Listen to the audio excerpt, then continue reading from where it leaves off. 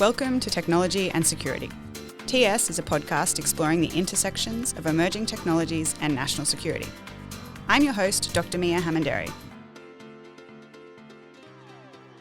Welcome to a special episode of the Technology and Security podcast. This edition is a lightly edited panel conversation about ethics, technology and intelligence held at the Ethics Centre in Sydney in February. I was joined in conversation by Dr Symon Longstaff and Major General Paul Symon. Ostensibly to launch my book, the conversation was a great excuse to get the three of us together to have a fun chat about the intersections of technology, intelligence and ethics. Afterwards, we published a short article about the idea of ethics at scale and how organisations can manage the increasing ethical conundrums technology brings. You can find the links in the show notes. I hope you enjoy it. My name is Symon Longstaff. I'm the Executive Director of the Ethics Centre, and I would like to welcome you all here this evening. The country where we meet on here is the Gadigal country, part of the Eora Nation. And for millennia, they have been literally engaging in practices to sustain this place. Unlike some other cultures where you live on the land, Indigenous people of this country are of it. They grow out of it and they sustain it through ceremony and through song. And so for many, many thousands of years that's been done. So when we acknowledge it, it's the things of the land and the sea and the air, the things that are seen and unseen. And I just want to acknowledge their care for the country that essentially unites us all. No matter where you come from, we're all part of it. We eat what the country produces. We breathe its air. We drink its waters. So I pay my respects to their elders, past and present. Tonight is a really special occasion. It's to do with a new book, a new work. Miah, who I'll introduce you for me in a moment, has been through the usually scarifying process of doing a doctorate and then having to come back and turn it into a book. And that's really the source of the inspiration for this conversation about ethics, technology and intelligence. Sitting in the middle here is Dr Miah Hammond-Errey. Her work explores the intersections of emerging technologies and security. She's the host of the Technology and Security podcast, which you can listen to not just for this episode, but for others. Dr Hammond-Errey spent 18 years where she led federal government analysis and communication activities in Australia, Europe and Asia. She was awarded the AFP Operations Medal. Miah established the Emerging Technology Program at the US Studies Centre at the University of Sydney and led the Information Operations team at the Australian Strategic Policy Institute. She teaches, she publishes, she presents on national security, technology, cyber, intelligence and leadership. And it's a pretty amazing collection of things. And all of that wisdom and experience is brought together in her book, Big Data, Emerging Technologies and Intelligence, National Security Disrupted, which is kind of interesting and ominous. Now, Miah is joined by an old friend of mine, well, I shouldn't say a long-standing friend of mine.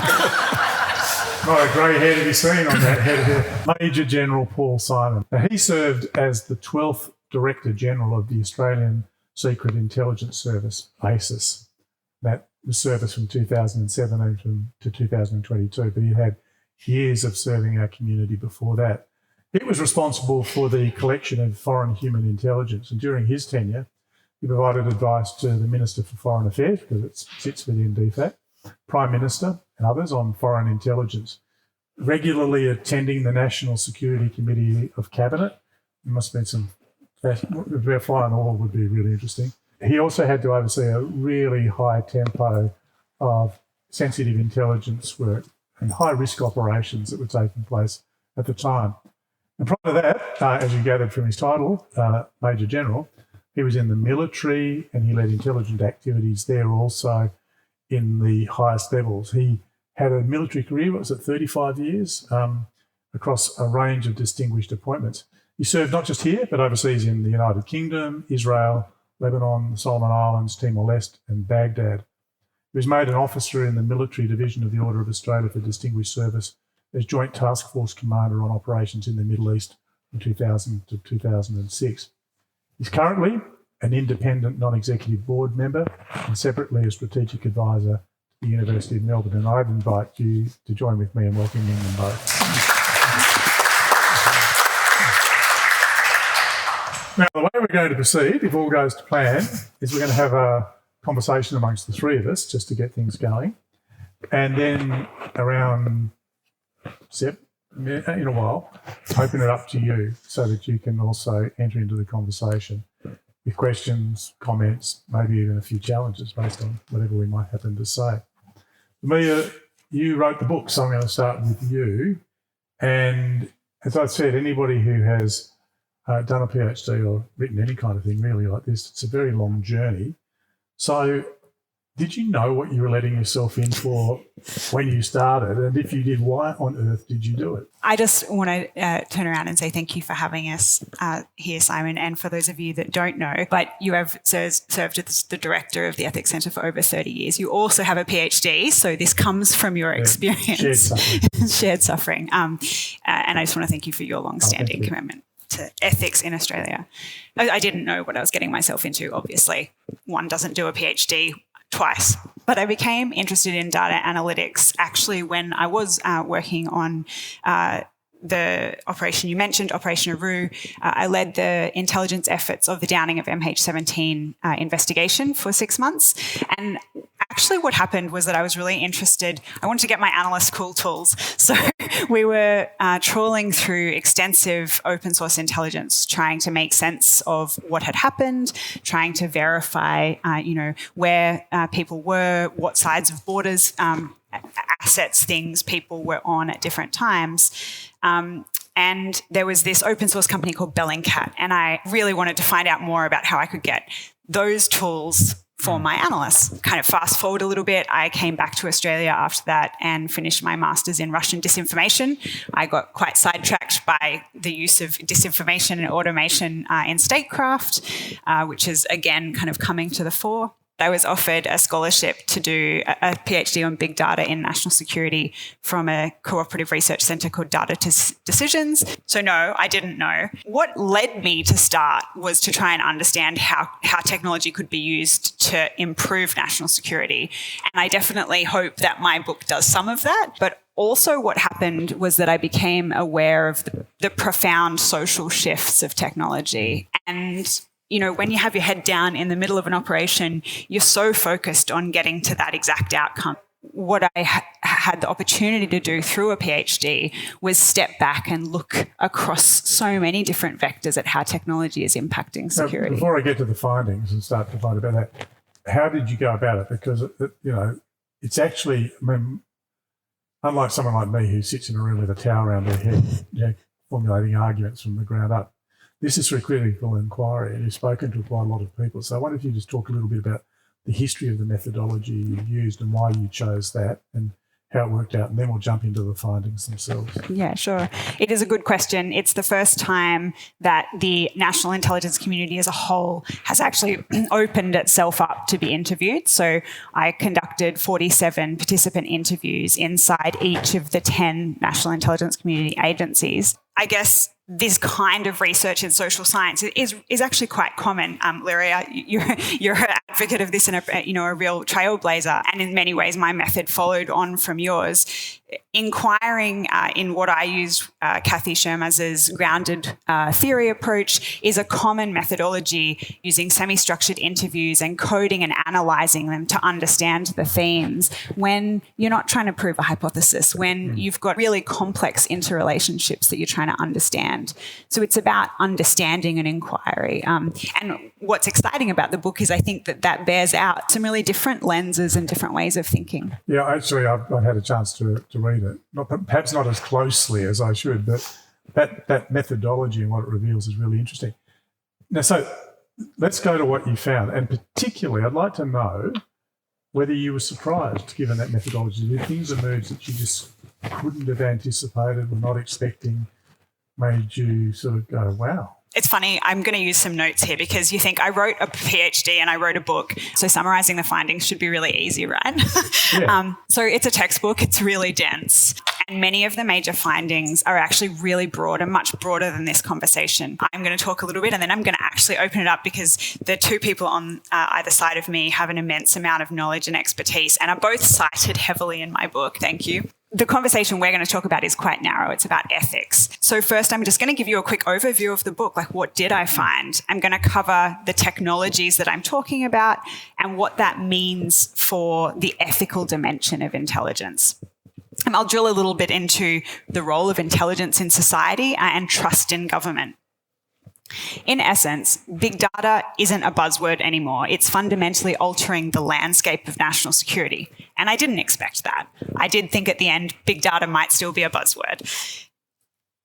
Data abundance, digital connectivity, and ubiquitous technology form what I've called in the book a big data landscape. And they are a trifecta impacting and shaping the future of national security. So, for example, in national security, they challenge fundamental intelligence practices across almost every kind of intelligence work, from collection and analysis to communication to senior decision makers, but also to the kinds of knowledge you actually need to understand intelligence and to gather the intelligence, to the activities that intelligence agencies do, and the organizations themselves. They challenge long-standing intelligence principles, including something I think we're going to talk a little bit about later, which is the distinction between foreign and domestic intelligence. They challenge the role of secrecy and how nations as a whole assess harms and threats. So I think understanding intelligence agencies and their activities couldn't come at a more consequential time for democracies. Data and emerging technologies are posing new threats and turbocharging existing ones. 3 examples are the friction caused by disinformation and information warfare, mainstreaming, targeting and surveillance capabilities, and social harms like deepfake pornography and online abuse. So I kind of outline those things in the book, but I also unveil how the new power dynamics of this big data landscape, new technologies are centralizing data, information, computation, and commercial power. They are challenging national threat assessment processes and creating monumental shifts in geopolitical power. So that's all kind of very high level, but today we're going to focus a bit more on the ethics, the nexus of ethics, technologies, and intelligence. So what technologies are we actually talking about? I set out these 3, the trifecta of data abundance, digital connectivity, and ubiquitous technology. And I guess I've set that out in many other places, so I won't go into too much detail here, but I want to say that is about the technology landscape and infrastructure, and it includes things like AI. It's important because it's the foundation of all future kind of data-driven emerging technologies. So think of AI, the reason semiconductor chips are so important. When we think about quantum, we think about these technologies coming down the line like neurotechnology. They are all data-driven. And given that essential role of data and emerging technologies, this lens can kind of help us think about national security a little more. Collectively, the big data landscape and technologies like AI are now broadening out and challenging what our understanding of national security actually is. So for ease, I'll kind of talk about emerging technologies, the digital landscape or big data landscape, but I'm hoping Paul and I might drill down into what some of those technologies actually are, because that's interesting in practice. What does that mean for the ethical considerations of intelligence work? As you've written, ethics is the branch of philosophy that asks us the question, what should we do? And ethics organically appeared in every interview in the context of using and applying technologies in intelligence agencies. An added dimension emerged in these conversations, which I'd love to get your thoughts on a little later, and that is the part of working within a government is about the consideration of the common good, and therefore this kind of ethical conundrum of what does that mean as an individual working within that. In my research, participants discussed ethical approaches in a value-neutral way, exploring the possible boundaries of ethical approaches rather than a judgment about those boundaries. Conversations differentiated very clearly between the policymakers and the intelligence professionals, particularly in the forming of what should we do as a nation, which I found really interesting.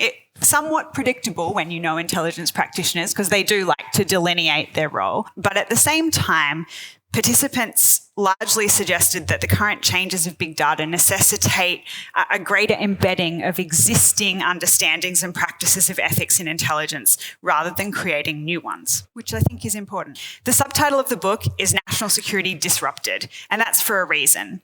Emerging technologies are challenging some of the foundational principles and practices of intelligence activities. It's why ethics, trust, bias, and legitimacy are chapters in the book. For examples, the role of secrecy in intelligence is changing. Open source information, large-scale declassifications combine with that sheer volume of data and connectivity to impact the role of secrecy in intelligence and require a rebalancing of transparency to build citizen trust in government. As you'd all know, privacy norms widely are contested and changing, and privacy exemptions for intelligence agencies are radically different today to what they were when they were introduced. There are innumerable impacts of new technologies for the actual practice or the doing of intelligence, how we might collect intelligence, how we might store it and share it, and in some cases directly challenge the existing models of siloing data, which is an essential part of compartmenting intelligence. And so many of those are documented in the book, and they do bring up ethical challenges. A really interesting example is the way that telecommunications technologies complicate user identification. And this is the shift from point to point. You know, some of us here grew up with landlines, and that shift from landline or point to point, if you like, communication to data-driven across many devices in lots of geographical locations directly challenges the technical collection of some intelligence agencies because they're required to identify nationality or geography. How do intelligence agencies compliantly identify Australian people within the noise? So finally, I want to touch on two key themes relevant to this conversation before we move on. Firstly, the role of intelligence in society, and secondly, trust, transparency, and legitimacy. We are seeing an increase in the role and scope of intelligence and the national security apparatus broadly in Australia in society. Emerging technologies are expanding the concept of what national security and critical technologies are, and creating from that an increased securitized understanding of dependency and vulnerability. The national security role will continue to increase in scope and breadth. So you can obviously see this already with cybersecurity, with critical infrastructure.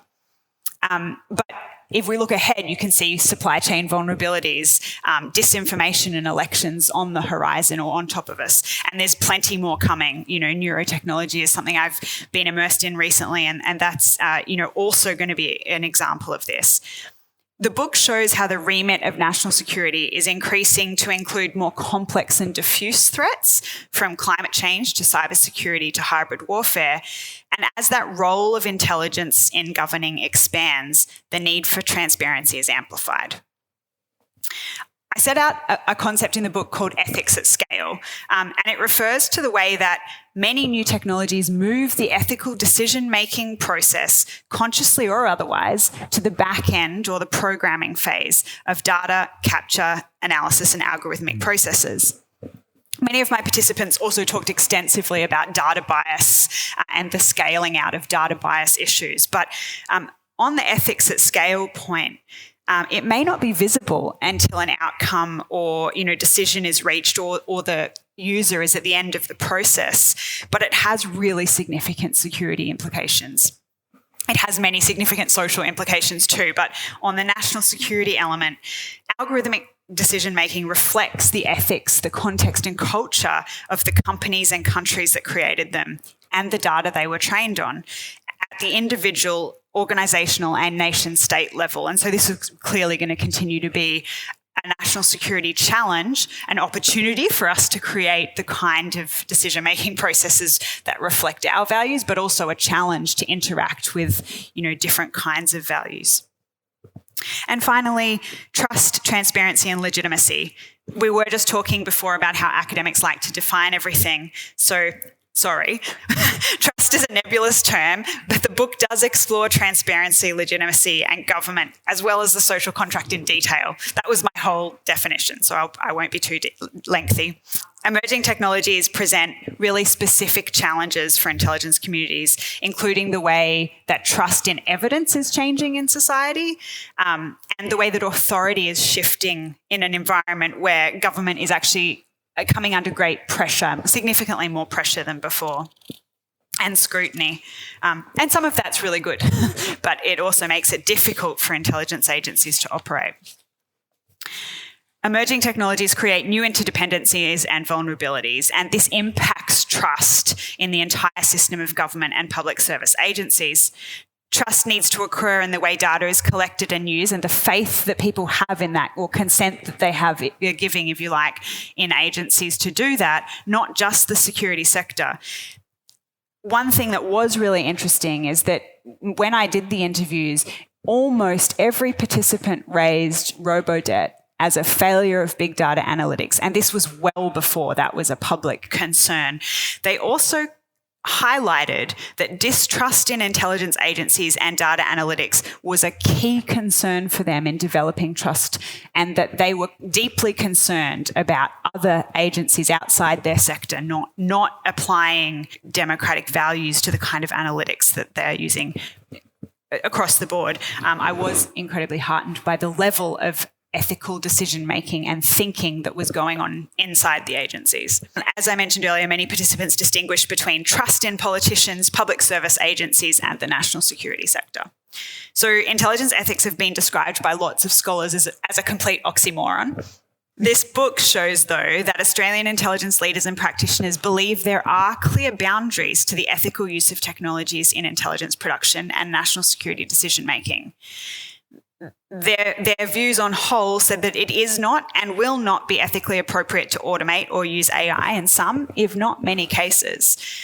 And that, importantly for the environment we live in, the ethical use of intelligence extends beyond the intelligence practitioners to include those who are also making decisions about intelligence and from intelligence. There's a few things, but I'm going to go to Paul in a second because I'm really interested to know this distinction between foreign intelligence and domestic intelligence gathering. But before I do that, I just want to pick out a couple of things, 3 or 4 things you just said there, not in any particular order. Firstly, I'm really pleased that you distinguish between trust and legitimacy, of which the second, legitimacy, is far more important in some ways, because once it's broken potentially forever, whereas trust you can adjust to a reduction.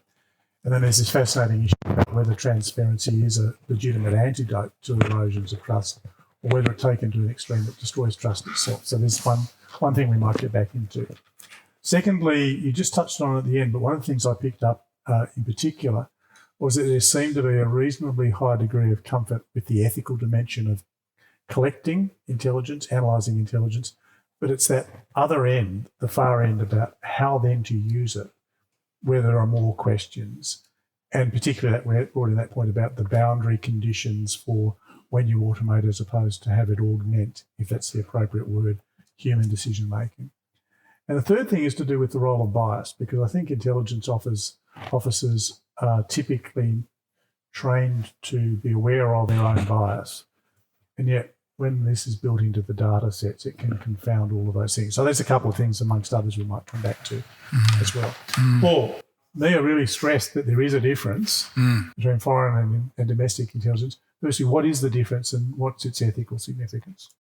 Firstly, let me congratulate you, Miah, for the book. And what you were talking about there has been almost the journey that I've been living in as a leader, if you like, of the intelligence community. So, you know, you touch on so many issues that are complicated and really need careful deliberation. And, you know, you've added to the library of that. So well done to you. And thank you, Symon, for hosting this event. There's a lot I could say, but let me start with the foreign domestic piece. I think one of the benefits that we have in the Australian intelligence community is that we were put under considerable scrutiny in the late 70s and early 80s by Justice Hope, Robert Marsden Hope, who conducted a number of investigations into the intelligence community born of various issues that arose at the time. And the more I've looked into Justice Hope, he had a very broad remit from Gough Whitlam and then Malcolm Fraser to really put the intelligence community under the spotlight and ask fundamental questions about whether Australia needed to resource an intelligence community, what it should look like. Why couldn't we just depend on good diplomatic reporting? Why couldn't we just continue to thrive, if you will, off the Americans and the Brits? He strongly, and against some resistance from Mandarins at the time, strongly was of the view that in Australia's national interest, we needed an intelligence community that was, robust and delineated in a number of different ways. And one of them was the foreign versus the domestic piece, that there needed to be, in his view, and from then ever since, I guess an organisational construct being in human intelligence, the Australian Secret Intelligence Service as the foreign human intelligence service, and then ASIO, the Australian Security Intelligence Organisation, mainly focused on domestic security, and each under its own act, the ASIO Act, and in our case, the Intelligence Services Act, with very clear roles, tasks, responsibilities that are articulated and are in the public domain. But not only that, he ensured that the community differentiated between the collection agencies and the assessment agencies, so you have the delineation that you've got now. He provided a very clear line of delineation between where intelligence stops and where policy kicks in, and seeks not to blur the line. So there's a range of sort of complicated delineations he made, including law enforcement. Seeing, Miah, that you've been with the AFP, law enforcement versus other types of intelligence, whether it's being used for evidentiary purposes, whether it's being used to inform government and the like. Cut a long story short, this delineation is really important, and especially because of the amount of data that's swimming around there. And again, if I just quickly touch in on an organisation like ASIS, created in 1952, it was quite a simple proposition. You met with an individual, you built the trust of an individual who was able to obtain secrets of a foreign country, was willing to share those secrets with you. You received those, you accurately wrote them up, and you published. Data transmitted through a conversation was immediately published. Now, understandably, in 1952 or even in the late 70s, the idea of billions of data sets and its utility to an organisation like ours, was not considered. And really in the last decade, and MH17 is a great and really interesting starting point, the incredible amount of open source intelligence, the Bellingcats, these sorts of organisations that came to the fore, has accelerated a range of questions about what is the proper use of data, the keeping of data, the storing of data, how long should it be held, and for what purpose can it be used. But I would say it's been a very, very alive issue in the intelligence communities in the last 7 years. Well, I just want to push you back though. What you've distinguished about why there is a distinction between foreign and domestic service and history. What's the ethical significance of the difference, though? What do you do differently from an ethical perspective in terms of different boundaries or constraints or permissions when gathering intelligence from foreign nationals as opposed from our own? So if and because a lot of people are dual citizens as well, makes it incredibly challenging. But if we want to undertake intelligence and against an Australian citizen, it needs to be a warranted activity. And as Director General of ASIS, I didn't have the authority by myself to be able to warrant that activity. It has to be warranted by a minister, and ASIO has a role to play in that as well. So there is a quite clear set of protections, privacy and other protections around Australian citizens for intelligence agencies. I'm going to ask a really obvious question. Yeah. Maybe it's obvious, so why is he asking? Why is it that we owe obligations to our fellow citizens such that we need a warrant that are not owed to people just because they live in another country? I don't know that I don't know that I can adequately answer that. I think that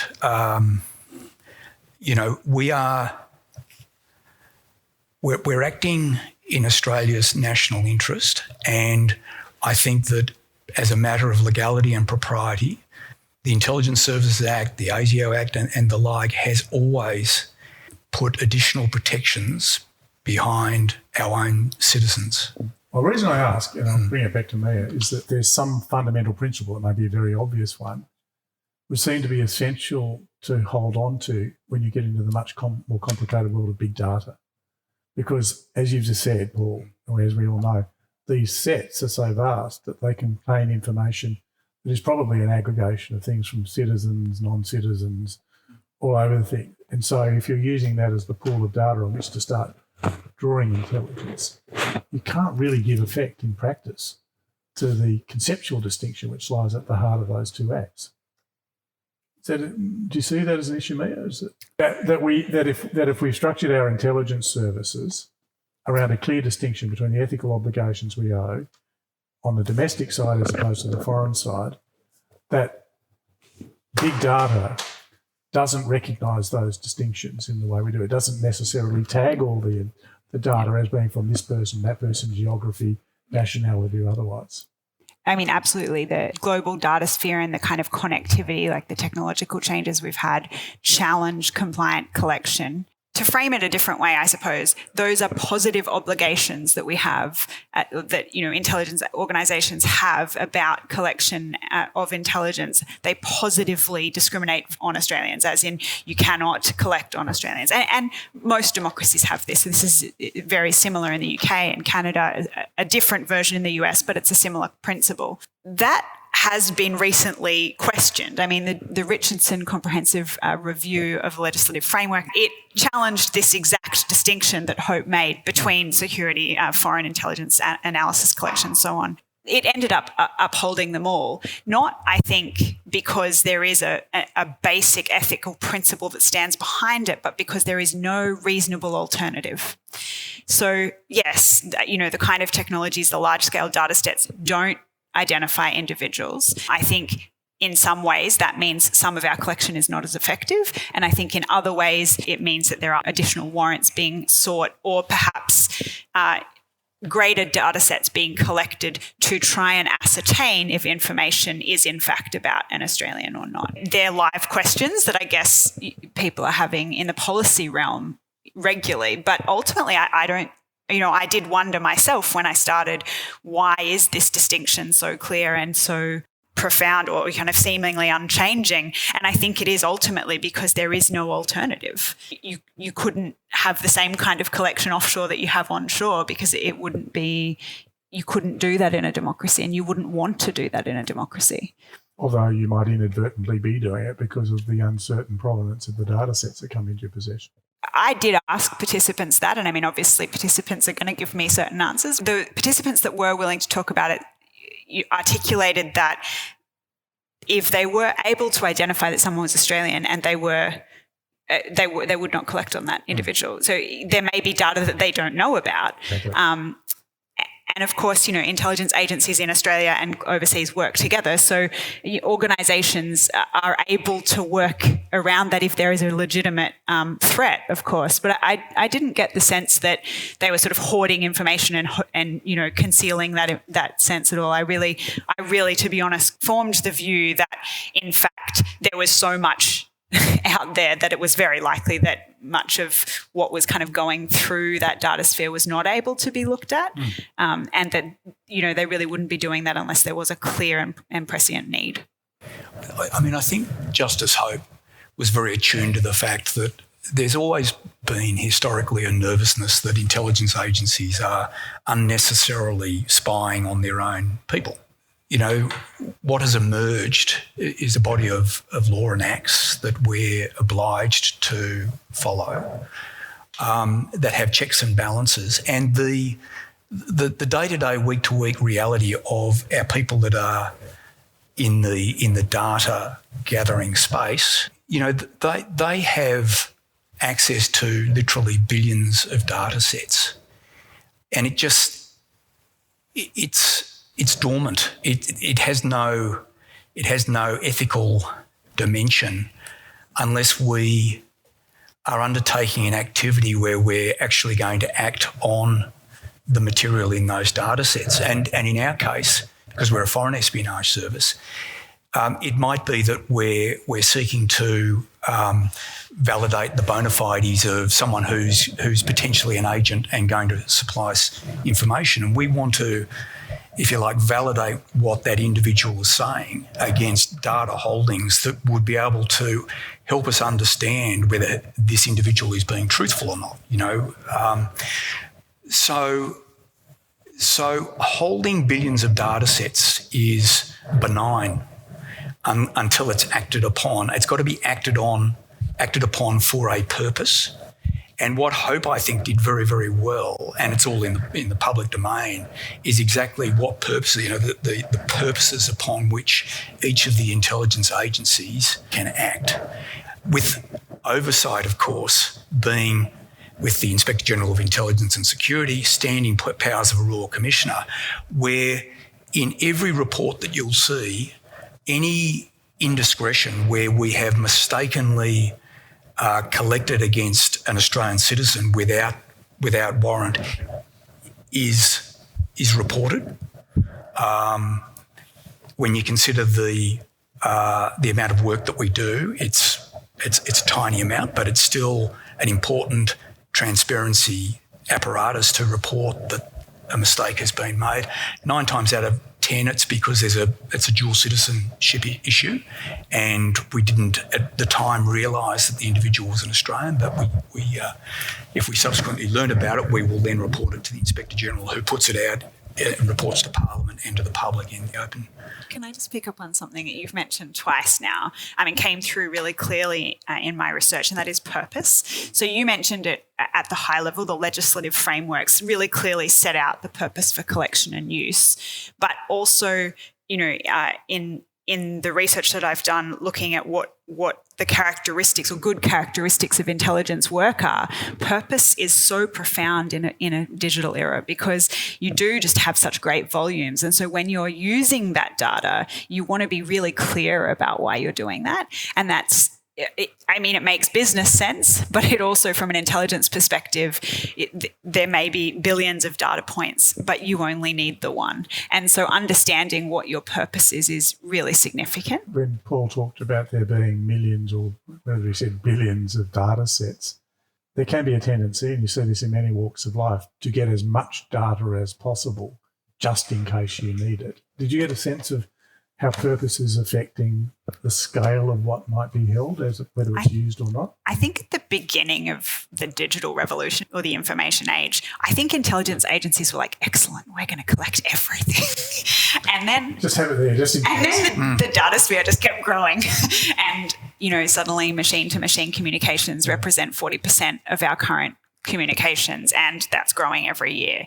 So I think initially there was this real desire to kind of collect it all and bring it inside the firewall. I think you see the conversations, the policymaker decisions, but also the kind of conversations in reviews globally on intelligence shifting. There's just recognition you actually cannot do that. You need to obtain information from organisations that are not inside the intelligence community. And in the book I talk about a discussion with some of the participants from a domestic agency talking about getting counterterrorism information from a hardware retailer. And so, giving indicators of these are the kind of chemicals, these are the kind of things that could be a weapon. And if all of these things hit, we want a list. Using indicators is, any defence people will be like, indicators and warnings have been around forever. Financial intelligence has used indicators for a long time. But for the broader intelligence community, they've started, I think, thinking about, like everyone, we don't need to understand all of the data. We just need to know how to use it and how to and purposely access it. On the issue of trust, we can talk about big data, but we have to also consider the role that AI plays. And although there have been some recent breakthroughs in this, until today, we still don't have what is explainable AI. We can have data sets which are being interrogated, we can know that they produce results, but providing the specific mechanism by which that result was achieved, like machine vision and a whole lot of things, we cannot do that.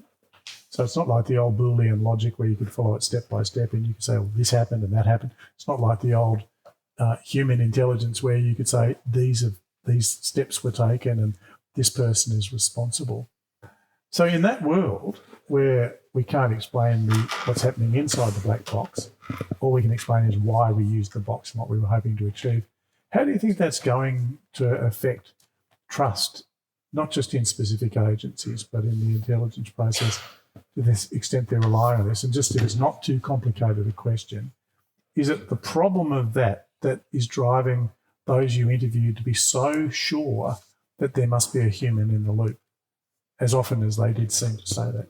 In one section of the book, I talk about unautomated, and I really talk about the fact that many participants said there were just huge intelligence processes you cannot automate, and huge parts of human intelligence are that. You can definitely target better with big data sets. You can, do lots of things using data, but ultimately there are some things that analytics AI can't do. I actually got a sense from my research here, but also other research I've done subsequently, that they think about these things deeply because they're committed to the democratic process. I mean, they're driven by service. This is a career people choose that they can't talk about. And so they're driven by trying to improve something. And so I really did get the sense they thought about it deeply because they were passionate about it.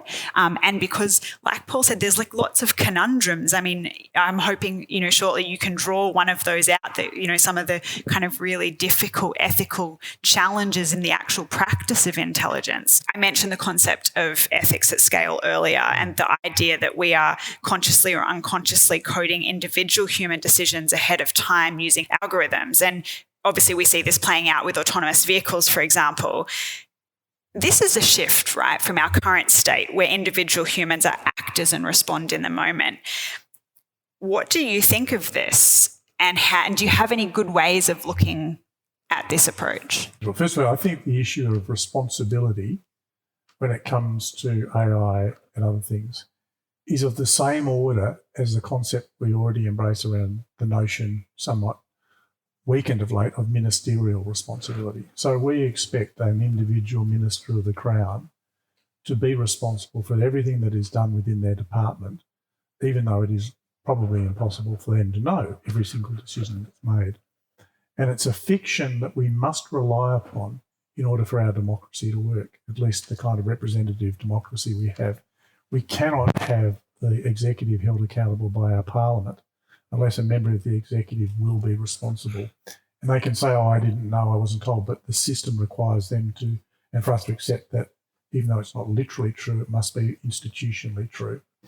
And so I think this structure that we've got now with new technology, big data, AI, and the other things, where you cannot literally know every step that's taken, particularly when you start to put the human together, the information, what's the intersection of these things? How do we then hold on to the concept of responsibility in those areas as well? So that's where I sort of start with that particular problem. And possibly also where it needs to end as well in a democracy, that you've got that sort of system in place. Back in 2014, I wrote a piece with Arzan Tarapur on emerging big data as we saw it in 2014. And I came at it as the director of the Defence Intelligence Organisation from this perspective, and that is that when I'd walk around the workplace, our people were spending so much time fighting for information. Systems weren't connected, and they were, they were spending their day fighting for information. And the genesis of this paper we wrote was, how take this further forward. What does it all mean? Well, the vision I had at the time, if you like, was purely a productivity gain, and that is that, if you're a North Korea missile analyst, you could come to work, you'd be immersed in this little sort of module that would know that you enjoy a cappuccino, and at the same time as your cappuccino is coming through a slot. All of this information that has been triaged specifically for you that's come in the preceding 24 hours is presented to you on a plate. Open source, secret intelligence, from all sorts of diplomatic cables, and they're all brought forward. Curated. So, all curated for your identity, for your position. And for me, so there were enormous productivity gains by eventually, now we're still not there. So which came first, the cappuccino or the curated data? Of course the cappuccino first. We're Australians, you get it. The interesting thing I think about artificial intelligence, and maybe I'm being idealistic here, but the potential to be able to generate for that North Korean weapons analyst so much information so quickly in their working day that potentially it gives them more time to actually check the bona fides, think about the application of that, test the assumptions that sit behind it, ask ethical questions if we've trained them and developed our people correctly to think not only about legality and propriety, but the ethical dimension of, what they've received, what its provenance is, how it could be, how it should be presented to decision makers.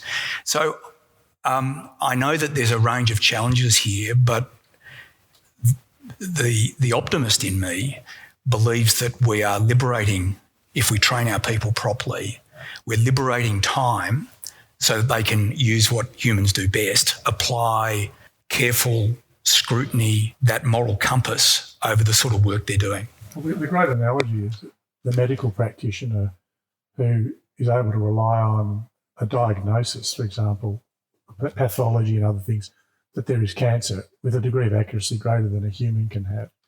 But only another human being can put their hand on your shoulder and say, I've got some terrible news. You have cancer, because they know what it means to be mortal, and the person being told that knows that they understand that. So there is this, I think your optimistic view is possible, but I'm going to channel Miah for a moment. Will you ask, what's the sticky case you can talk about? You're saying a practical example of where this works. Is there one that you can? I was hoping Paul had a sticky example. Yes, I'm channeling you to him. A sticky case of data, the application of data. Well, a practical example of an ethical conundrum in using technology and intelligence. Of using technology. Do you think of a case which you can talk about where the technology that was able to be deployed changed the ethical landscape? In other words, what might otherwise have been understood. Is this another way of reframing the question that you're trying to get to? I think I was trying to draw out some real kind of practical ethical conundrums, like the way that as practitioners might actually have to approach and think about, what are some of those tensions. So briefly, some of the examples that participants spoke to me about were things like in using machine learning to triage potential suspects of, in this case, they were talking about terrorist activity, but they were looking at how might you triage a huge list of thousands of people to look at how might you prioritise that essentially. And they were trying to come up with different machine learning algorithms. And many of them were talking around the boundaries of what they thought were okay. So they thought it was okay for a list to prioritise, but then, as you said, humans would need to come over and do the critical reflection. From your experience, have there been situations, or if they're not technology focused, but how those ethical conundrums are kind of thought about by practitioners? What comes to mind is ethical dilemmas our people faced when they were operating in the Middle East, and they were obtaining intelligence either through technology or through human sources or the like, and the passage of that intelligence to a partner, was potentially going to lead to kinetic action against them. Our people, we had very well-defined processes and steps that we needed to go through, given how important getting this right was. And so we certainly had solid processes in play, but I would say equally importantly, our people that were at the coalface of this, dealing with their own sort of ethical dilemmas and pairing their ethical compass with the work that they were doing, surfaced, in the time that I was Director General. I came to Symon and the St James Ethics Centre deliberately for this purpose, and we brought an ethics counsellor into ACES, which we still have to this day. And the purpose of bringing the ethics counsellor in there was that if a staff member did have an ethical dilemma, they could talk it through, address the issues, and build the language to do so. And I gave the staff the undertaking. I mean, I've said this publicly, but I gave the staff the undertaking that if they, off the back of that conversation, wanted to opt out of an activity, then I guaranteed that there would be no career detriment. That it's that important an issue that we get this ethical dimension of the work that we do, that has equal place with the sort of roles, tasks, and responsibilities that government had of us. So. I think that's probably the most contemporary example I can think of. I do think that, a big part of the work that we do, because we're dealing with humans who are willing to betray the secrets of their country, and for us it's a lawful activity to act unlawfully overseas, causes our people to think very, very carefully about, motive, issues of the individual, their mental health, their state of mind to want to have a relationship with us. And of course, we employ operational psychologists and the like to help in that conversation about the nature of the relationship that we're forming, with another person. So I guess that's code for saying that with human intelligence in particular, I think there is always going to be that parallel ethical framework that is considered by staff from most junior through to most senior at the individual level, as you talk about the book, but at the organisational level. Yeah, I wonder whether that. So that's a very powerful thing. That kind of, I'll call it an empathic response with a person. When you've got a person in front of you, I just think about the sorts of things you then see in other areas of life where people say the most terrible things online because they're anonymous. Or they break up with people using a text message or something of that kind. And I just wonder whether or not the intelligence that confronts you with another person draws forth certain ethical responses, which it's more difficult to sustain when it's just data or something like that. Did you pick up any? Then we'll go to the audience for questions about whether or not just the anonymity of dealing with data and things deadens that ethical sense that would be there, or is it still just as strong because of that sense of purpose you described, and people know that even if they're dealing with a data set, it still has human impact beyond what's seen on the screen? Or I don't know that it was necessarily as clear as that, but I think what came through for me was also just a sense of not enough time to do the job. So really focusing very clearly on purpose, and so not kind of drifting through data sets to try and find things, but really clearly trying to achieve quite a specific goal, which has been set out usually in legislation or, organisationally, but as Paul said, through very clear processes and procedures. I think what was interesting there that we probably don't have time to talk about now, but, is really in terms of the idea of ethics at scale and how we might think about new ethical processes being algorithmically defined, is what kind of questions have organisations actually processed through that to create the procedures? Because as we look at, is a simple example, but will the decisions of an Uber car versus a Google car versus a Meta car, will they all have the same ethical decision framework? And presumably not. Well, they might have to. I mean, when we've done work on autonomous vehicles, one of the principles we came to recognise is you have to have a clear distinction between those who consent to be in the car and those who just happen to be the hapless pedestrian. There's not a direct symmetry. There's a greater responsibility owed to the person who never consented to be at risk than those who did. And that has to be across all the car companies. I don't think you can sort of treat that as a relative obligation. It must be a general. I suppose when you move that conversation out to different nation states, when you're talking about, autonomous weapons, for example, I think there are different approaches. Where do you think we draw the boundaries then? I mean, did you pick up any kind of general consensus amongst the people with whom you were speaking? And they said, this technology, it can be wonderfully enabling, it can save us time, it can do all sorts of things, but this we would not do. That's just where we won't go there with that. I mean, I kind of want to draw on something each of you have said. Paul talked really clearly about the line between intelligence and policy, and it is the kind of this mythical thing that has been there forever. It does exist, of course, but it has a real mythology around it. It's been challenged extensively, and it is in the intelligence community the idea that intelligence work gets you to a certain point, but the ultimate decision to act on that is a political or a policymaker decision.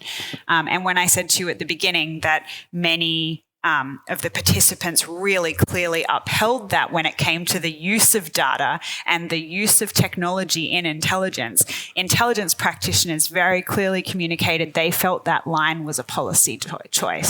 But the reason why I wanted to press a little bit is because Paul also just gave us a very good example as to how when he was Director General and with particular context, those who were serving in the service could say, but I won't do that. In other words, they had their own potential ethical red line they wouldn't cross. There'd be no adverse implications for them in terms of their continuing service. Which is, in other words, the ethical decision making not to do something is before the policy decision. Did you pick up any of those in relation to what people saw in the tech space? I mean, I think ACES has a really different purpose. The way that tech affects each of the intelligence agencies is actually really closely linked to their legislative framework and purpose. Yeah. So the other agencies don't experience a similar kind of purpose thank you challenge. For that, because that's here I am just thinking ACES land when it's much broader. Look, it'd be lovely to provide an opportunity for people within the audience to ask a question. Would anybody, yes, up the back there. Thanks very much. That was very interesting. So I was just going to ask both Miah and Paul, there's a company called Brainwave Sciences that's got this product called iCognitive, and basically it's a neural device to enhance interrogations, to provide some more information about neural data. And they market it towards security services around the world. And so that might be an example of a kind of technology that provides some kind of maybe slightly new ethical questions. They're privacy questions. And I know Mia's been thinking about this. And my question is, how do you think, of course, a decision might need to be made whether to employ such technology. It might not be much of an enhancement at the moment, but perhaps in the future it will become better. And how will security services go about evaluating such questions about whether to use, to make use of that or other similar tech? I am thinking a lot about neurotechnology. One of the things that I see inevitable for most intelligence organizations about adoption of technology is that once a technology is broadly accepted in the wider public, that at some level it becomes more acceptable. And when I think about the level of data collection from private companies, and particularly obviously the big tech players, historically, even a small component of that data collection by intelligence organizations would have really raised red flags. And yet now we're looking at mass data collection and surveillance and targeting capabilities in the private sector. So we are seeing adoption of technologies in the public before they're adopted in intelligence agencies. Not in totality, of course, there are definite research programs, and I definitely look at places like DARPA and the CIA leading the way in those kind of pilot examples. So I guess that's a long way of saying I absolutely think that intelligence agencies, like companies and individual members of the public, are going to use new technologies that come up. They do have a different ethical decision-making framework, I think, rather than as an individual, you can think, do I want to consent to this, or have I already lost the right to, my privacy, which many people would, kind of lament. I do think intelligence agencies, of course, they're going to try and access, like the rest of us, access new and emerging technologies to try different things. I did see in my research a real desire to do that in a way that reflects the Australian, the commitment to democracy, the kind of values that we have. Does that mean they get it right all the time? Absolutely not.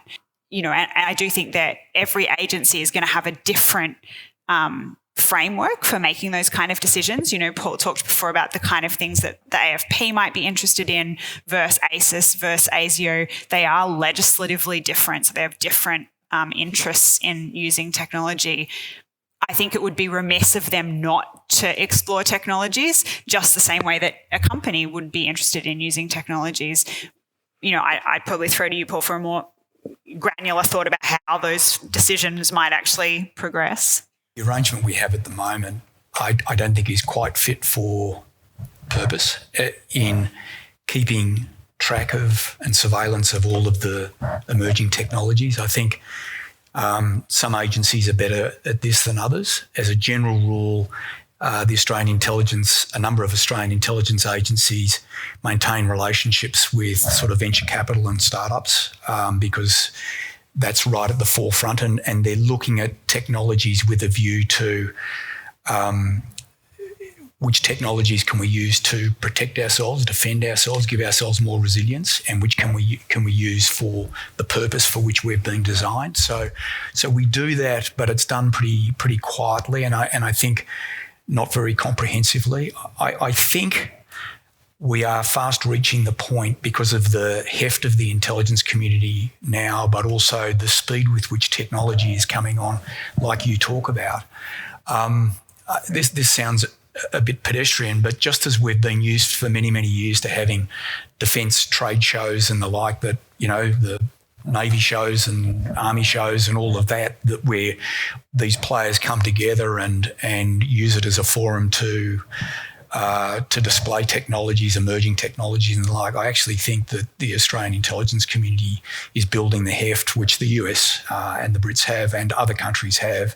I actually think we ought to be trying to set up a situation where some of these, some sort of show can be put on, and we can actually display these things, and we can get quietly some of the analysts that are much younger than me, actually looking at some of these things and having quiet conversations about its utility going forward. Can I bounce off that conversation about industry? And I want to use an example where I think up until recently, industry has been providing the technology that empowers the intelligence agencies. What we saw last year was examples of where they've gone beyond just providing the technology to now being the collector and the analyzer of information. And one of the examples that was, I guess, picked up a little bit by the media last year was around the facial biometrics and basically scraping the internet of all the Australian faces against their names and then selling it. Now, the Office of the Australian Privacy Commissioner took exception to that, but wasn't really able to enforce any change because this was an offshore company, their servers were offshore, so it was outside their jurisdiction. What it prompted me into the discussion that we're having here is, here you have this case, a US-based company that was building a business model about scraping the internet, so in the language you just had there with Paul, the collection, using AI to then identify the face and attach it to a name, and their business model was to sell it solely to law enforcement and national intelligence. It then prompts me to go, all of a sudden now we've got a software as a service player outside Australian jurisdiction, potentially empowering other foreign intelligence agencies to actually almost leapfrog some of our existing foes and the like. How do we see that playing out, and what are our abilities to rein in some of those ethical considerations where they are outside our jurisdiction? Well, that's a really gnarly question because thanks, Aidan. What distinguishes, I mean, you're hinting here at the fact that we're sort of potentially in the future going to be operating with with our hands tied behind our back compared to others offshore who have far more freedoms than us. But I guess channeling Symon here, and what we've learned from him over the years is that we have no choice but to act legally and with propriety. And if the margin widens, in other words, if we're getting left behind, there is clearly a conversation we would have to have with government.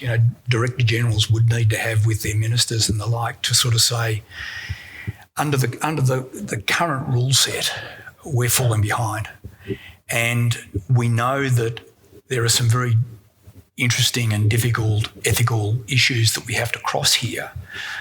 But ultimately, it falls to the government of the day, its own risk appetite, to adjust the sort of settings and the rules by which we abide by. And you're right. I think there are examples where, we don't have the freedoms that other players offshore have. And I don't know what the answer is, but it is our obligation to be across what's going on. It is our obligation to ensure that, in our own national interest, we can deliver for government the best intelligence that we possibly can. And if we're falling behind, give them options as to how we might sort of reduce that shortfall. I think that's a really delicate balance, because particularly for liberal democracies. So if you go back to the world of the use of kinetic force, in an asymmetric situation, you can absolutely bring about a desired effect, but the cost of doing so may be that you lose your moral authority. And there's a wonderful chapter in the US Marine and Army called Counter-Terrorism Manual, the chapter on ethics, and it's got a picture actually of the French in Algeria, and it says, lose moral authority, lose the law. Kind of lessons come. So what you might pick up in terms of technical proficiency by, say, buying into that, if it becomes disclosed because it wasn't adequately managed and thought through in the way that Paul was saying, that's when you start not merely to threaten trust, but also potentially legitimacy. And as I said, you can lose a certain amount of trust, which can be offset by other deadweight costs. But once legitimacy is lost, it's a broken thing. And so I think, as Paul's wisely saying, if you are encountering a serious deficiency in your own capacity such that it threatens the purposes which, say, an agency exists, you've got to go and start to think about, how do we manage this? Is it a new inflection point we introduce which retilts the table away, that does away from our disadvantage? Or is it the honest conversation that brings those on whose moral authority is you have to preserve along with you to that point? But simply to say, oh, we're getting left behind, let's do it, or else, I think is a really dangerous position to follow. And I don't think anyone would be foolish enough to do that. I do also think that governments are trying to connect up with other alliances to reduce that kind of that grey space of operation, if you like. So particularly with the recent cyber autonomous sanctions, the recent dual announcements about the LOTL cyber attacks, you are seeing, in this case, Five Eyes, but in the future, I think also places like ASEAN and India coming together to say we won't accept that kind of activity in our jurisdiction. And I'd say that many of the case that you're talking about and future cases like it will kickstart our legislative reform, because I think it has highlighted there are significant gaps where players are operating in a grey space that we're not comfortable with domestically, but we're still steps away from that. And I'd say when I started researching big data and I said I research big data and national security, people were like, they're connected. And now, it's a really easy conversation to have. So I think it just takes time as people pick up that there are actually a lot of periphery areas still unmanaged. Thank you everyone for a very interesting discussion, and congratulations me on the book. I really like the theory actually that no one would ever do a PhD if they knew what they were getting into. I think I can relate to that. But my question is, you said, now big data is everywhere, and there are some people who said in actual fact what we should have is like a separate open source intelligence agency. You can do everything with open source. You could potentially even outsource to a commercial provider. And I guess some interesting views is, is the future of intelligence all open source, or is there still a role for secret intelligence? And if so, do they need to be tightly coupled or should they be separated? I know Ben Scott has written a paper on this recently, and I just want to say I think it's a big call to make a request for, a new intelligence agency, and he's put a lot of work into that proposal. So, I do respect the kind of intellectual rigor behind it. I think there are some challenges. Firstly, the greater vast source of information globally doesn't render secret intelligence less important. In fact, it places a premium on what you choose to collect and keep secret. The challenge of outsourcing all of that research to another agency, in my mind, at least in the early days, creates many bureaucratic challenges. There is a kind of a challenge here about, do you outsource all of this or do you try to build it in? And there are technological, bureaucratical challenges with building it in. In the book, I kind of talk a lot about how technology is going to change the role of the analyst in intelligence, which is kind of what Paul was talking about before. The analyst is currently very much the driver of the analytical work. And in the future, you'd see a lot more technical capacity driving analytical capabilities. So in that sense, maybe you would have a much broader, perhaps open source kind of technology that is not outsourced, but is actually available to everyone. Personally, I think that what is kept secret needs to be kept secret, and you keep that premium on that, and then you allow, I guess, a greater consideration for the fact that there is just more information in society. It's possible to know or infer many things. Just because that wasn't possible 50 years ago doesn't change that fact. One of the interesting factors in this is that there's a growing movement and a growing technical capacity to support individual data sovereignty, where you will hold your data. It will only be released with your permission for specific purposes. It will go through exchanges that validate the data without necessarily tracking back. And so I think that a lot of the big data sets they'll begin to shrink to that degree, and the open source won't be there. And so there'll be some very interesting policy questions. Are there backdoors for these things so that certain people under certain circumstances can, if you sense, bypass the data sovereignty of the individual? Or are there other ways in which you covertly fish out what you need? So I think the balance at the moment that we see around big data and open source and all the rest is going to shift quite profoundly, and that's going to have implications for the whole intelligence network as well. Whether it's intelligence or our own phone data, it's cheaper and easier to exist on the current model. So protecting our data differently is going to cost more. My view is that I just think that even a country like Australia, for political reasons, will enable this as a political agenda. In other words, the cost of it will not be so burdensome to deny citizens that opportunity. So I think this is going to be an interesting shift that's driven by politics and democratic pressure. Look, we have time for one more question, I think, and then if there's anyone, or anyone else got another angle they'd like to explore? Yes, down the front here, please. Fantastic discussion. And I've just got a question around, I'll try and paint a scenario, because I think the question is if you've got access to data in one agency and then another agency can use that to build some kind of AI model. So, for example, one agency's got all of the recordings of people from a particular ethnic group, and then another agency says, I'd like to be able to translate language from overseas citizens. I'll use that model to train a model, use that data to train a model, and I will take the weights and be able to then interpret language. Does that end up with an ethical obligation? Because you've not violated, the second agency hasn't violated the privacy of the first people, but you've taken away the characteristics from those people.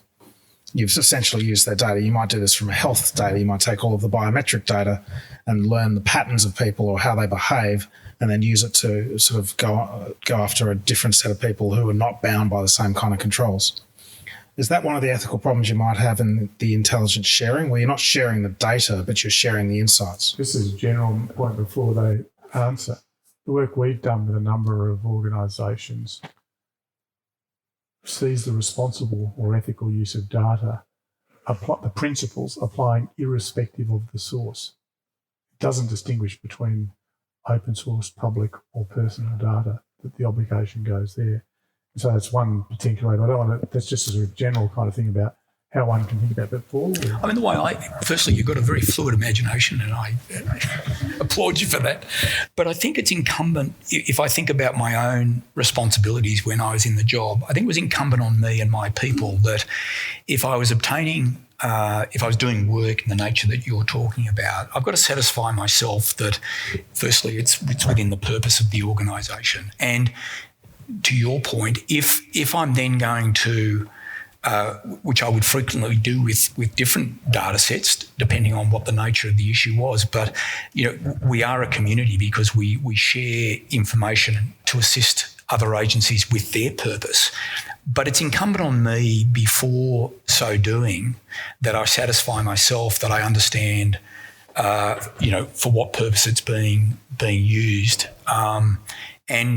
It becomes a conversation between two agencies, whether it's at the senior level or more junior levels or whatever, recorded for governance and accountability reasons, given the way we've designed ourselves as a community, so that the Inspector General can satisfy herself or himself that, again, this information is being used or this development is in accordance with the law, the acts, and the proper purpose of each of the agencies. So I think for me, those questions are relevant to everyday life, and including the movement of information, data, and the like. So I think it would fall very much into the same class of decisions as we make pretty well routinely anyway.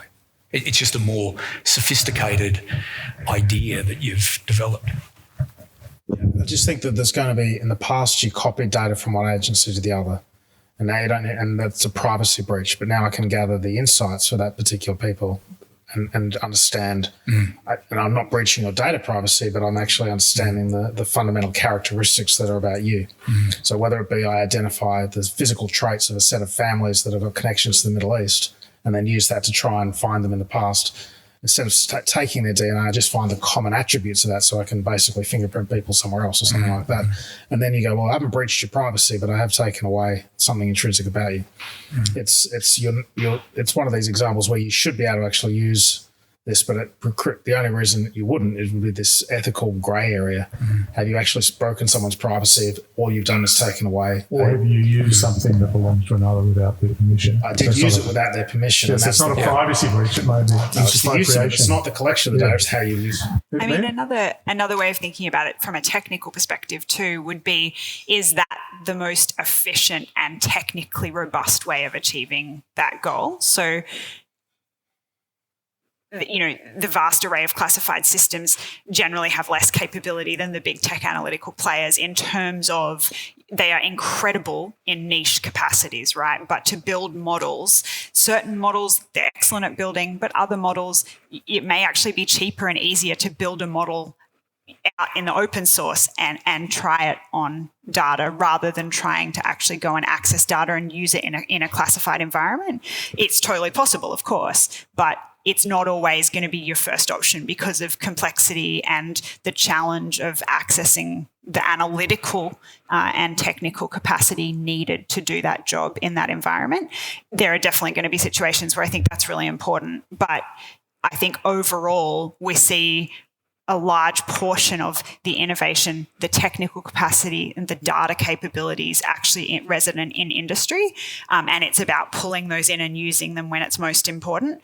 It is very difficult for intelligence agencies to keep up, government broadly, to keep up with technical capacity across all the areas. And so they actually need to really narrow down. I'm just saying that in terms of, like every business, they have to think about what's the most cost-effective solution. And sometimes that will be to do what you've suggested, but I think oftentimes that means a solution will be develop a model in public domain and try and adapt it in other domains. Miah, we're at the end of our time, believe it or not. Would you like to have the final word before we say our final thank you? Technology is transformative, not always in the way that we think. The technology ecosystem is a global and interconnected one, and almost all our industries are digital now.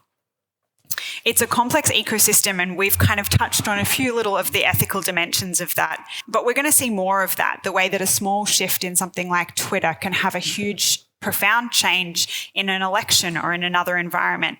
It necessitates that we think in systems and that we work collaboratively to build solutions. So thank you for coming and having a chat about this. I'm hoping that the book and my podcast, Technology and Security, can help shine a light on some of these transformative shifts for technology and national security. We really need more diverse perspectives to come together to help make this happen. Thank you, Symon and the Ethics Centre for offering and hosting this event. And thank you, Symon and Paul, for joining me in such a fascinating conversation. And thanks to the audience for coming and joining this conversation with us. Thank you, Paul, and thank you, Miah. Yeah. Thanks for listening to Technology and Security. I've been your host, Dr Miah Hammond-Errey. If there was a moment you enjoyed today or a question you have about the show, feel free to tweet me at MIAH_HE or send an email to the address in the show notes. You can find out more about the work we do on our website, also linked in the show notes. If you like this episode, please rate, review, and share it with your friends. Given the intense interest in the role of technology in intelligence production and security decision-making, from time to time I'll be adding special editions of the Technology and Security podcast with a purple logo highlighting intelligence-specific conversations. Reach out and let me know how you find them.